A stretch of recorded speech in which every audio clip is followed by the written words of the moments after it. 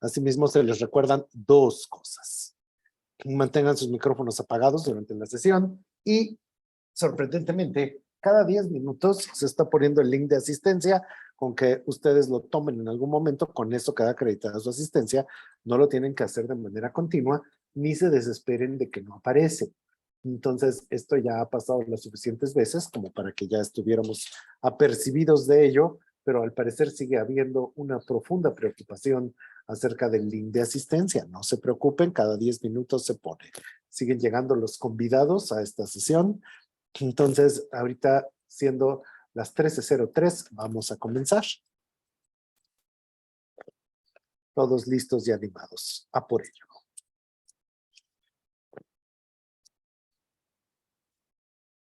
Sean todos bienvenidos. Siguen llegando los asistentes. Muy bien. Tomen con calma sus asientos. No hay que amontonarse.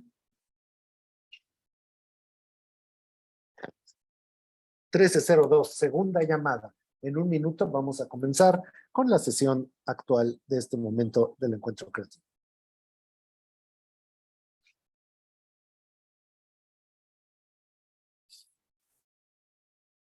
Recuerden mantener sus micrófonos apagados.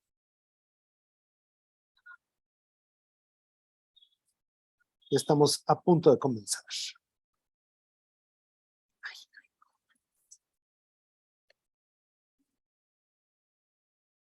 Ya ahorita ya pusieron el link, entonces si ustedes mismos quieren ir aprovechando y en el minuto que queda manifestar su asistencia, pues ya vamos de gane, ¿verdad? Estamos a punto de comenzar. 13:03 daremos inicio.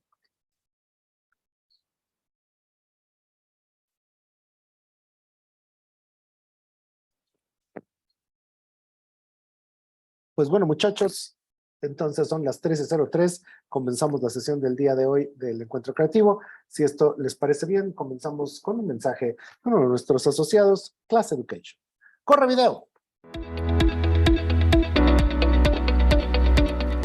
Hola, soy Vanessa Guillermo, consultora educativa de Class Education. Nos dedicamos al turismo educativo internacional. En esta ocasión les voy a platicar de uno de nuestros destinos más populares, que es Italia, en el cual contamos diferentes programas como son idiomas, campamentos, entre otros. Manejamos diferentes destinos como es Florencia, Milán, Trieste, Tropez, en fin, tenemos un abanico de opciones muy bueno para ti. Por eso te invito a que agendes una asesoría virtual conmigo para poder platicar más a detalle en relación al programa, destino, fecha de viaje y presupuesto.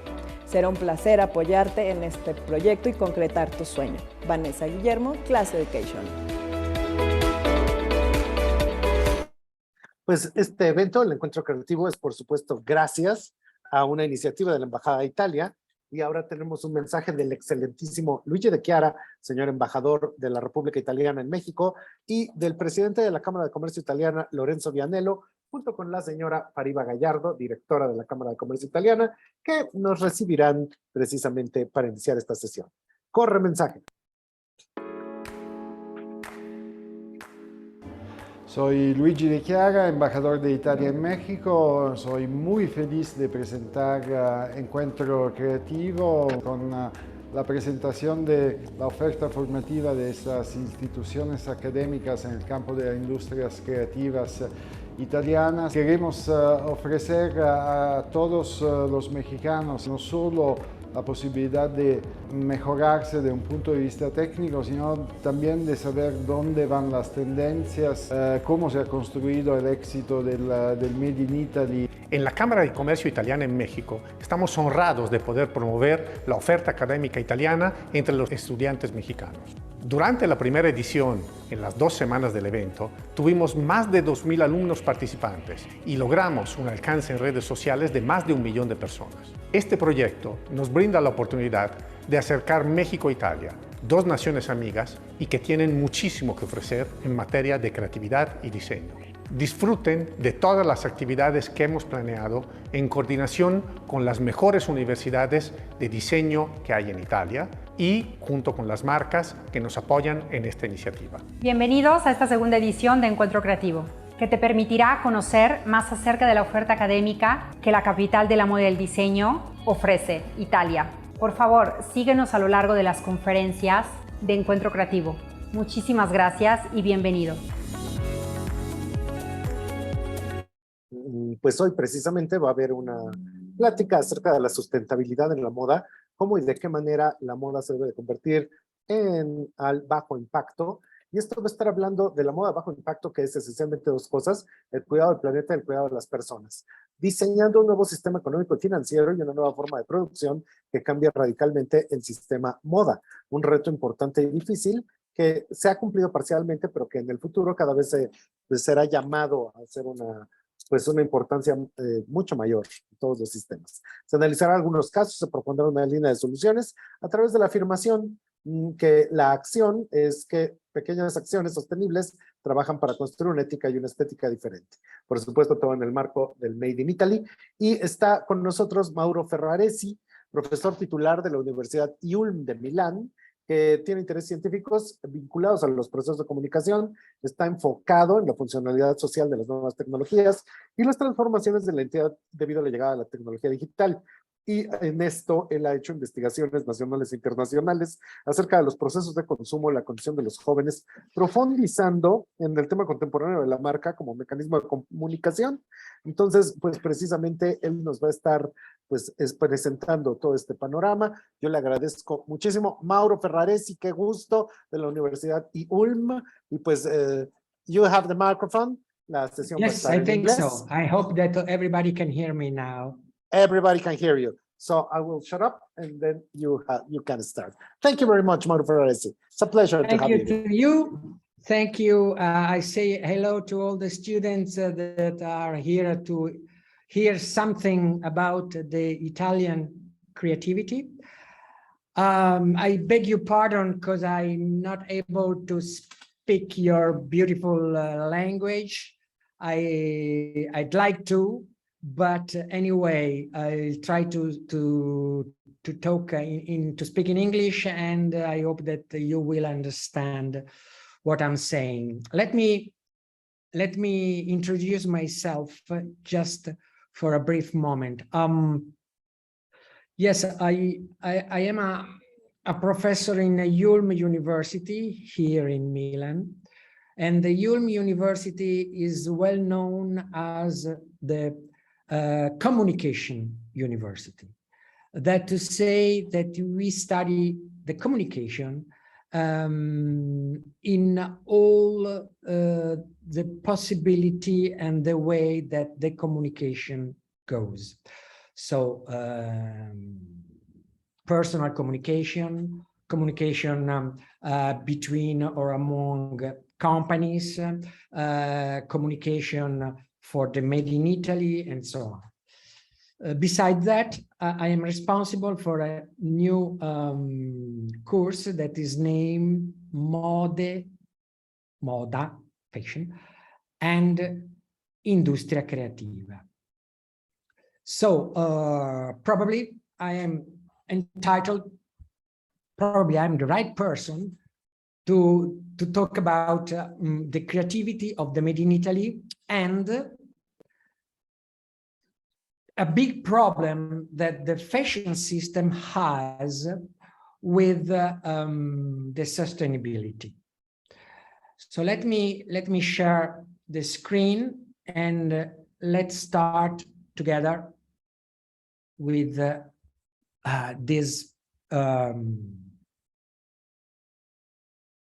this travel on a sustainability question in fashion system. Just a moment. Ooh, all right.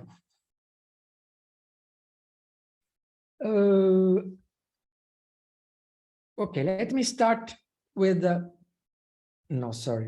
question.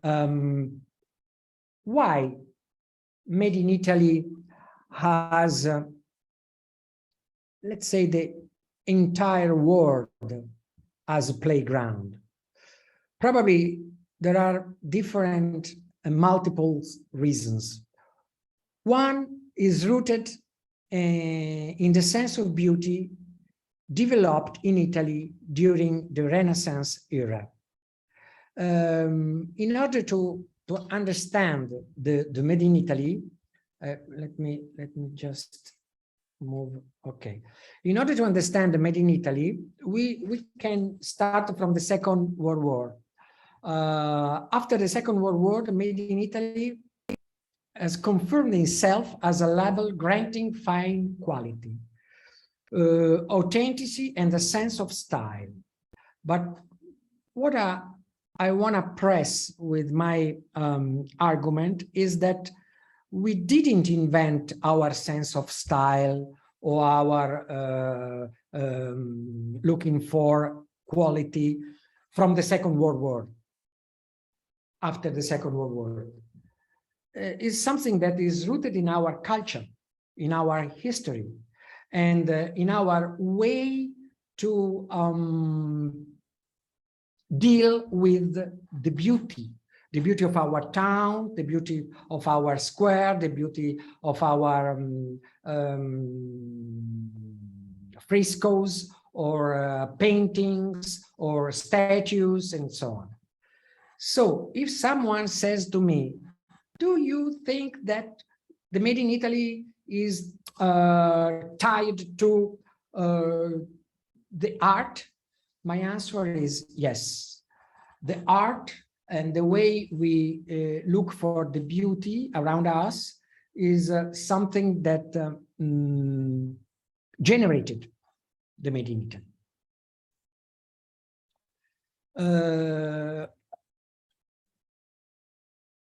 How does it work?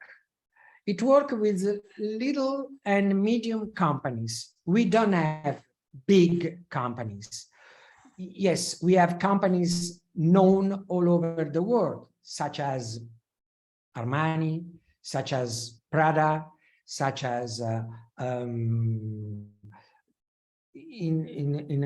another sector, such as Ferrero. I think that all over the world, Nutella is well known. Yes, because the Made in Italy is not only fashion, it's fashion, furniture, and food, the 3F, as we know. And it is a long story to explain why and how, beside the fashion, we have the food and we have the furniture. Let's say that we will explain in another lecture probably. Now let's stay focused on the fashion.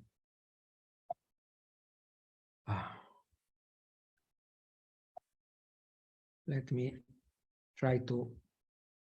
Okay. This is only a picture, an old moda picture, and a new outfit.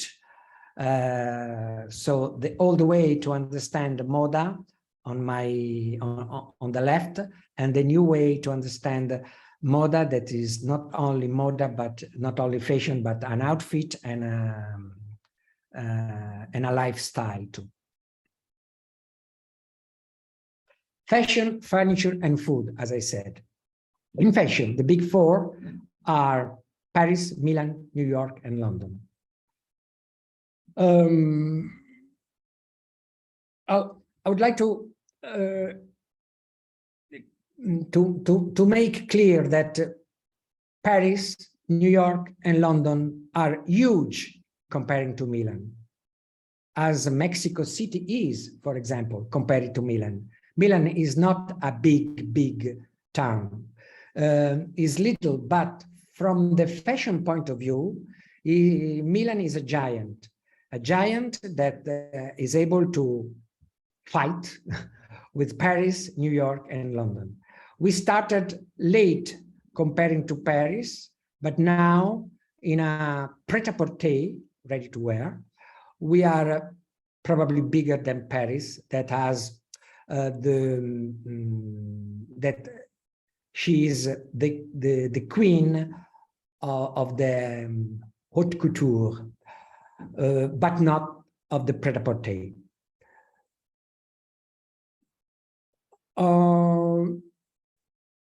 there is a ranking that stated that Italian luxury, let me try to explain why now I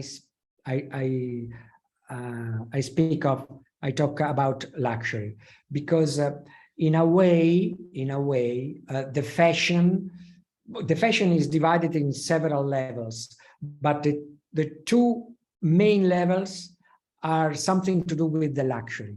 That's why we speak about luxury brands. So on the top of the list, we find Gucci, and Gucci as a company turnover last year, we arrived to have a turnover, overall turnover about the luxury brands that is the same we had before the pandemic times, before the pandemic years.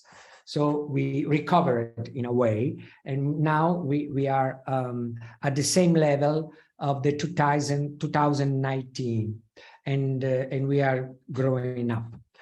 After Gucci, other iconic Italian designer, Prada, Giorgio Armani, Fendi, Bottega Veneta, Salvatore Ferragamo, they all together, they are the luxury brands in Italy. An alert is important now. Not all that companies are Italian now from a financial point of view. For example, Gucci is French, was the Kering, if I remember well, that bought the Maison Gucci. But the taste, the quality, the style, the culture, well, they are all Italians. So even if the owner is not Italian, all the production is deeply rooted in the Italian style and in the Italian culture. That's why I can say Gucci, Prada, Giorgio Armani, nevertheless, if they are financially speaking, Italians or, for example, French. Luxury makes up for around 40% of the total worth derived from the Made in Italy. As I said before, the Made in Italy is composed by furniture and food and other parts of the Made in Italy, but they are not so, let's say, creative. Okay. And the label Made in Italy is so important in the world that there is a chart, there is a ranking, and in that ranking, the third or fourth, it depends from years to years, label well known is always the Made in Italy. It comes after, let's say, Coca-Cola and some well-known brands. The Made in Italy is not a product brand, it's a country brand. But anyway, even if it is a country brand, is well known as Coca-Cola in the entire world. This is, if I remember well, this should be Dolce Gabbana shop boutique in Milan. Now, let's say that the fashion system and the Made in Italy as the generator of the fashion system is bound to face two challenges. The one is the complete digitalization. The digitalization or digitization is very important. It was very important during the pandemic years. But now what the fashion system did in the pandemic years still remain, doesn't change. the fashion system started with the digitization, sorry, and is impossible to come back.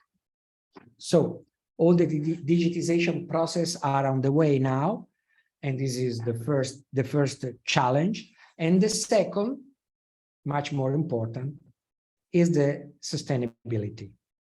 So let's start with the sustainability. Why is so important?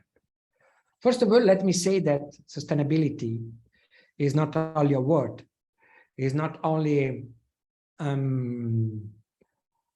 a vision, is not only a disposition of the soul. No. Sustainability, if you take seriously that word and that challenge, is a change in the production, a real change in the production. That's why it's not so easy to reach a real sustainability, because it's not only communication, it's not only advertising, it's a real change in production and in factories. So not so easy, not so quick to reach.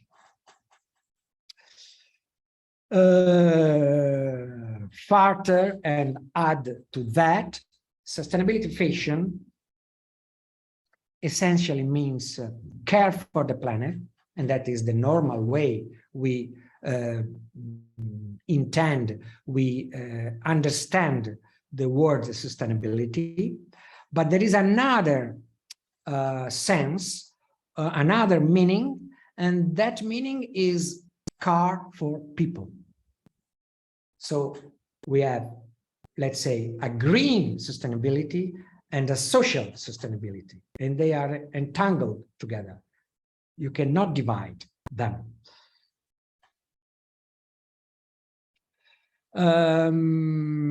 So to face the challenge of the sustainability, we have to change economically and financially. From an economical and a financial point of view, we have to change the production. That's why it's so difficult.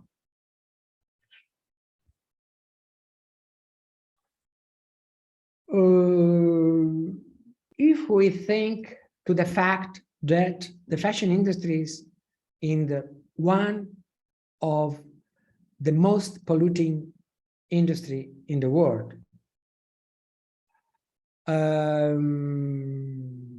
we understand how important sustainability is. Now we purchase the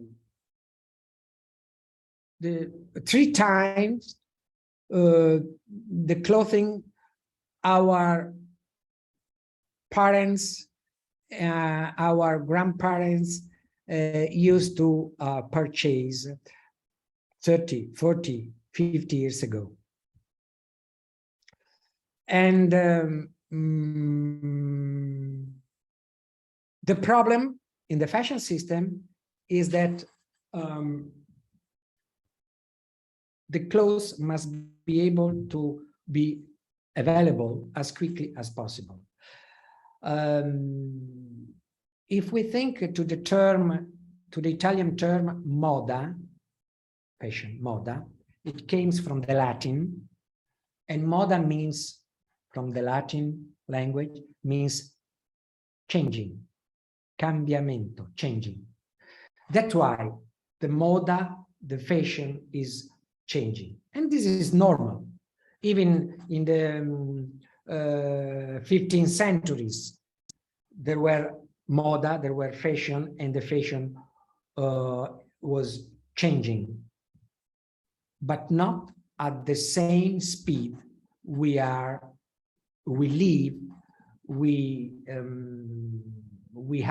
now. Now, the moda, the fashion is changing to a speed so fast that Giorgio Armani wrote a letter to the newspapers 6 months ago, probably 9 months ago, I'm not sure, wrote a letter. And in that letter, he said, we cannot go on like that. We have to make a stop. Being so quick in produce new collections means that the creativity we have as a stylist is slow because we don't have time to think to a new collection deeply, because everything is so quick, and we just produce collections without thinking a lot about it, just because we are all pressed by the speed of the fashion system. And this is another characteristic of the fashion system, producing pollution. Why? Let me explain why. Yes, since 1996, the amount of clothing purchased in the Europe per person has increased by 40%. Why? Because the prices are falling, because the fast fashion is not by hazard that is called fast fashion, because every 2 weeks there is a new collection. And try to answer to this simple question. Every 2 weeks, a new collection, okay. But do you think that in 2 weeks they can sell all the collection? No, they sell a part of the collection, and then they take the collection and they put it away as a waste. So why? Because there is the necessity to show in the boutique and the distribution the new collection. So every 2 weeks, the fast fashion produce a lot of waste. What to do with all that garments? Can you recycle? Yes, we could recycle them, but at the moment, if I remember well, the recycled part of all the garments not no more in the boutiques is only 2%. Only 2%. What happened to the rest of the garments? They are burned. They are burned, producing pollution in the air. This is the first challenge, that to say the digitization, and this is the second challenge, that to say the sustainability.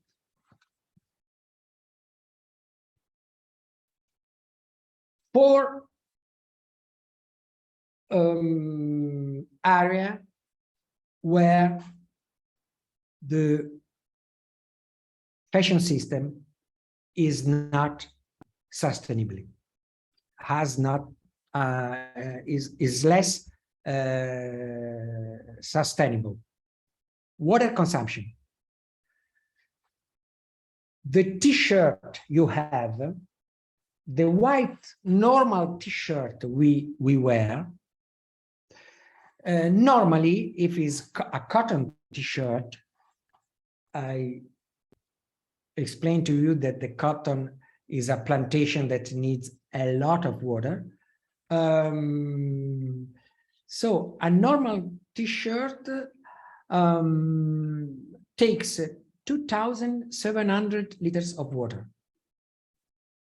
So you can imagine how depleting the hard resources the fashion system is doing. Water pollution. Yeah, textile production is responsible for about 20% of global drinking water pollution. Mainly, why? Because of the dyeing and the finishing processes.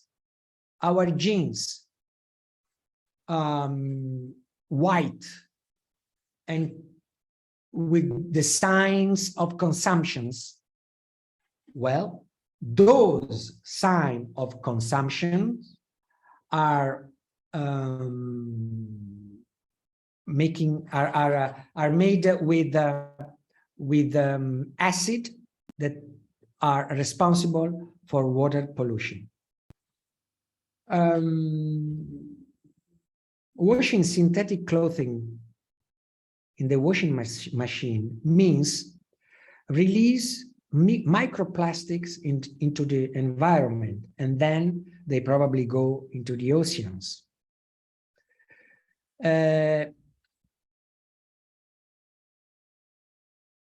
Third area of pollution, greenhouse gas emission. The fast fashion industry, above all the fast fashion industry, is estimated to be responsible for 10% of global CO2 emissions.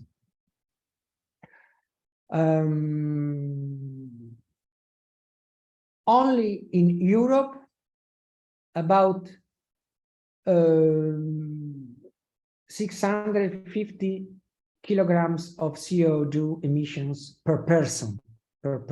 We are in Europe 500 millions, more or less. Yes, 450 millions of persons in Europe. And last but not least, textile waste in landfills. And this is what I was saying to you before. Many garments are simply thrown away rather than donated. Used clothing may be exported outside the European community, but mostly it is incinerated or taken to landfill. So this is not the right way to reach the sustainability. What to do? I don't want to make you sad. I'm a positive person. I guess you all are positive persons. So let's say that the solution there is, and we have to find it. And my answer is yes, there is a solution, but it's not a complete solution. Let me explain it to you. We can try to use organic linen. We can try to look for renewable crops. And from a social point of view, we have to improve the fair trade. We, as consumers, because this is the important thing, we as consumers, we need to be eco-responsible. Products must be biodegradable.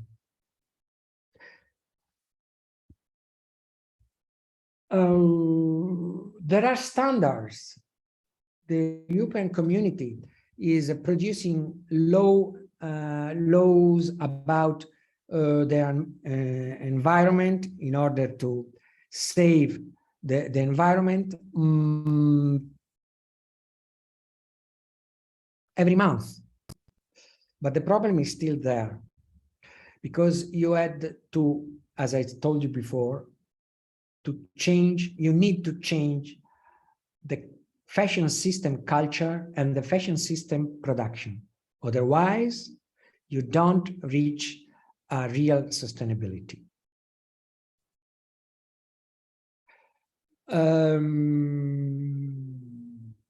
One word about the circular economy. Because I think in Europe, and not only in Europe, there is a big mouth about the circular economy. But the circular economy is not perfect, is not total, is not a complete solution. The circular economy is able to slow the rate of pollution. But we cannot stop completely the pollution. Why? Because we are consumer. Human beings need to consume. The consumption, from one point of view, the consumption is waste, is something negative. But from another point of view, the consumption is the very possibility we have for survive, for live. We need to consume. We consume air, we consume water, we consume soil, we consume everything. We consume for eating. Yes, consume is not consumism. I'm totally agree. But in a way, we cannot stop completely the consumption. That's what I mean. So the circular economy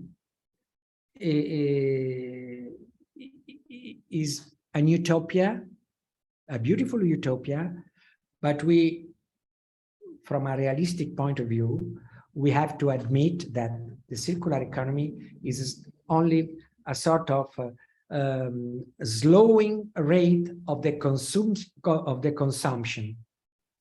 A slow consumption is able to slow the consumption rate. But it's not little things. It's important. It's really important. So probably you better understand what I say when I say that the next big thing is many small things. That to say, many small sustainable actions that work to build a different ethic and aesthetics. We don't have the big solution in our hands, no. The only thing we can do is starting little by little to walk towards the sustainability, little by little, with many little things. Which one? Let's say, buy less clothing. Reduce the purchase of fast fashion brands. I'm not an enemy of the fast fashion. No. It's good because it's able to let us have garments with very low prices. But first, the fast fashion is highly polluting. Second, the low prices, they come from where? The low prices probably come from unfair working and job conditions. And this is important because, as I said before, sustainability is both green and social. Prioritize the purchase of garment produced responsibly. Prefer brands that produce clothing lines with material regenerated from old clothes. For example,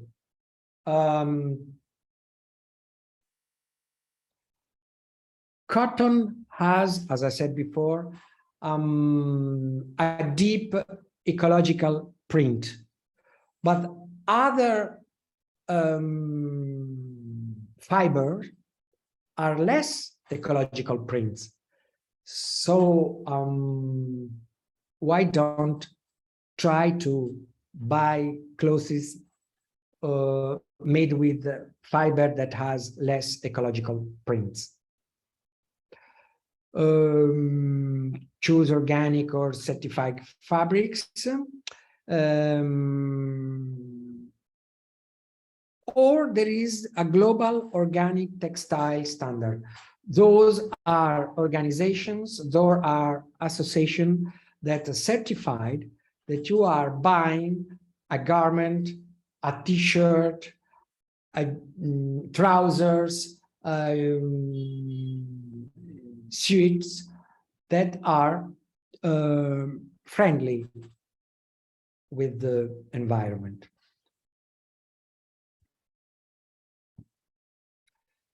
The synthetic fibers, they are a big problem for the environment because they release quantities of microfibers every time you put them in the washing machine. Every time they release microfibers, and that microfibers, they go in the water, in the rivers, and then in the oceans. What to do with the clothes that we no longer wear? We can give them as a gift, or taking them to collection center participating in circular economy projects. And there are many centers in Europe, and I guess not only in Europe, that are participating to that circular economy projects. And the companies, because till now we spoke about what we as people, as persons, as citizens, as consumers can do. But what about the companies? Taking for sure that the risk of greenwashing is always there, there is an index that I'm gonna to show you in a while, sponsored by the Business of Fashion, BOF, and the BOF Sustainability Index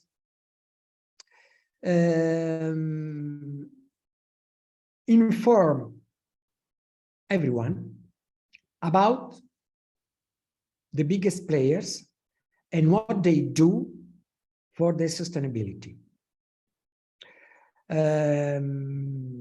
Due to the fact that in 2030 there is the climate agenda that could oblige the biggest players in fashion to have a high sustainability index, we can see by the chart I'm showing you that the overall company score is not so good. Puma, 49%. This is a good one. Almost 50%. Kering, the luxury company, the French luxury, one of the two big luxury company in the world. Kering is one, and LVMH is the other one. Kering is quite good. Levi-Strauss, the American one. H&M, you see, H&M is a part of fast fashion, but is from the overall score is quite good. The overall score is made from 6 characteristics: emissions, transparency, water and chemicals, materials, workers' rights, and waste. So you can see that 4 characteristics are green, 2 characteristics are social.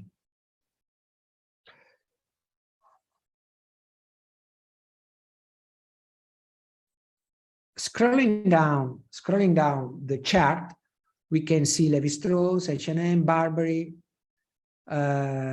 Nike, Inditex, Adidas. You can see that there are, as I said before, fashion is divided in different levels. the haute couture, the luxury, the street style, the sport style, different level of prices, but they are all mixed together.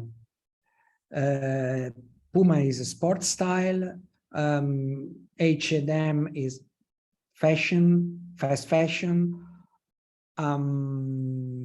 LVMH or Kering are luxury.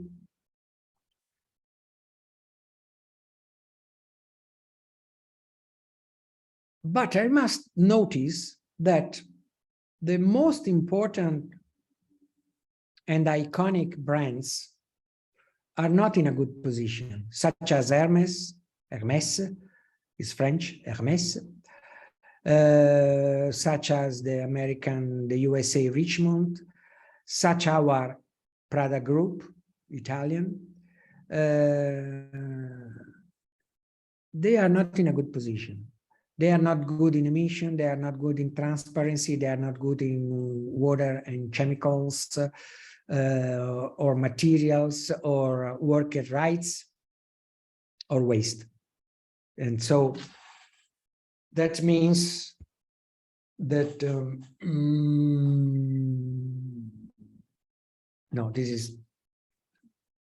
sorry, I have to stop this to finish this question, and then we will start with the last part of my lecture.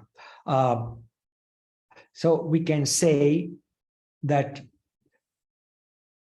probably we walk on the path of the sustainability, but our walking is really slow.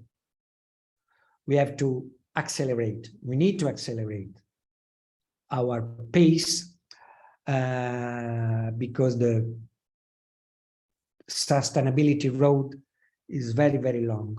Is important to accelerate in order to respect our word. But let me explain better this point in the final conclusion. Before, I want to show you one thing. Probably you notice is that slide by slide in the bottom, you see the name of a master programmer that appears, and the name of our Ulm Communication School. It is actually a master program that deals with all that matters, with all that arguments we just discussed today. The title of the master is Masters in Fashion Management, Digital Evolution and Sustainability. Is a master here in Milan that will last 6 months, and after that you will have 6 months of internship in an Italian fashion company. This is just in order to let you know that the sustainability is not only an industrial problem, an environmental problem or question or issue, is also a cultural problem that we, in our university, we try to deal with. These are the 7th unit that are dividing our master. I don't want to spend a lot of time on that. You can read them. The only point that I want to stress is the 6th unit and the 7th unit that are the 5th, the 6th, and the 7th unit that are totally dedicated to the communication questions, communication problems, to the digital revolution, and to the sustainability, as we spoke in this lecture. So let me go through the conclusion. Small steps, as we see. The journey to sustainability is composed by small steps.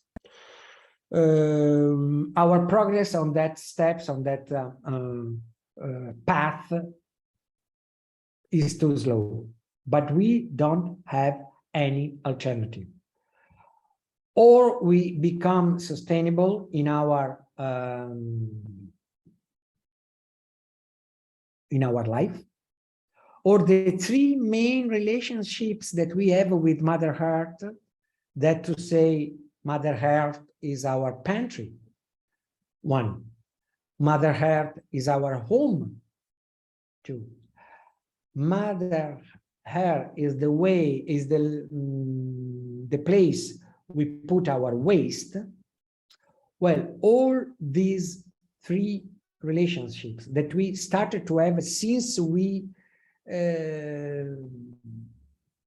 became human are destined to deteriorate hopelessly. So there is no plan B, as they say, and the fashion is so important from the reputation point of view. Is the fashion system is so well known in the world, has a so good reputation, and is so, marketers they say, is so aspirational, the fashion system, that must be one of the first system that had to look for a better sustainability, just because is so iconic. So, as they say, the big fashion system power needs a big responsibility. Thank you for your attention. Thank you very much. Thank you very much to you for your presentation. And there are some commentaries. For example, why, that's the name, does not say the full name, says, it sounds quite logical and totally intelligent not to use synthetic fibers, but there is the detail. It's the most common thing, the most commercial, and certainly the most cheap. Fast fashion, and everybody can afford it, but it will not be the best solution at the end. And other person says, Fernanda Pio, it is any legal regulation that can support that responsible making of clothes will be complied.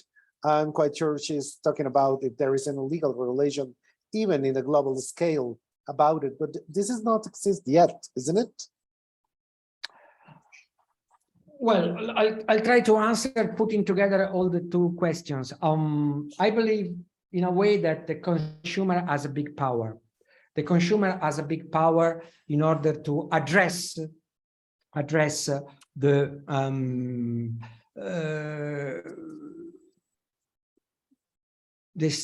strategy of the fashion system companies. But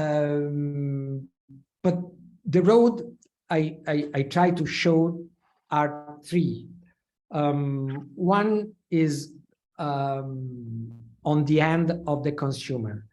The second is on the end of the companies. And the third road, I didn't talk about that because I didn't add probably the time to talk about it, are the nations, the states, the governments. The governments, they have the power to address for the wealth of the population, for the wealth of our living on Earth, have the power to fight the law of profits, the global law that is the main law of the companies. So this is those are the three ways that we can we as a consumer, we can push from our part, but we can push also the government to do their part. The second question, could you repeat it? Because I'm not sure I have understand. The second question is? If there is any legal regulation that can support that everybody make responsible making of clothes on the global level, national level, etc. But I was telling you that maybe this is not the case yet. This is a global question. My answer is yes, it is. From a local point of view, we can do anything. The world is completely globalized, despite what we are seeing from a political point of view, despite the Ukrainian war, despite the way they try to divide the world in 2 or 3 main parts. No, we are too entangled from economical, political, financial point of view. So all those questions, legal or illegal they are, must be faced from a global point of view, because this is a global issue. That's my opinion.